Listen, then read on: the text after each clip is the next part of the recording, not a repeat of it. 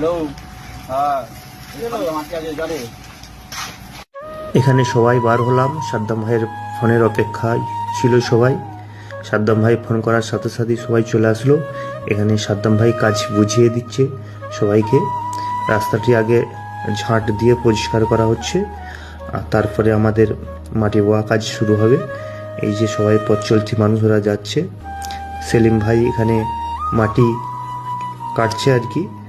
তারপরে তোমার ডক্টর আলমগীর সাহেব আমাদের সাদ্দাম ভাইকে তিনি তুলে দিচ্ছে মাটি। তারপর সাদ্দাম ভাইয়ের পক্ষ থেকে কাজটি শুরু হয়েছে। যাতায়াত করছে স্কুলের ছেলে মেয়েরা সবাই।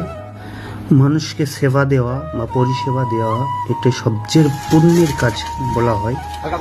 সবাই আমাদের টিমের সবাই হাত লাগিয়েছে কাজের মধ্যে, আর এই মাত্র কাজ আমাদের সম্পূর্ণ হয়েছে।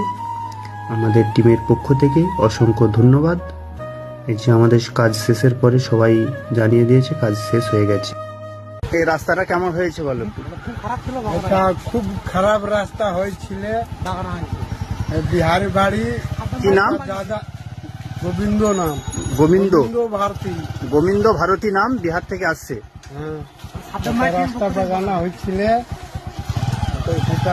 এই ভাইয়ের বাড়ি হচ্ছে বিহারে। বিহার থেকে কাজের সূত্রে আসছে। যে স্কুলের ছেলেরাও সবাই টাটা দিচ্ছে যে কাজের জন্য।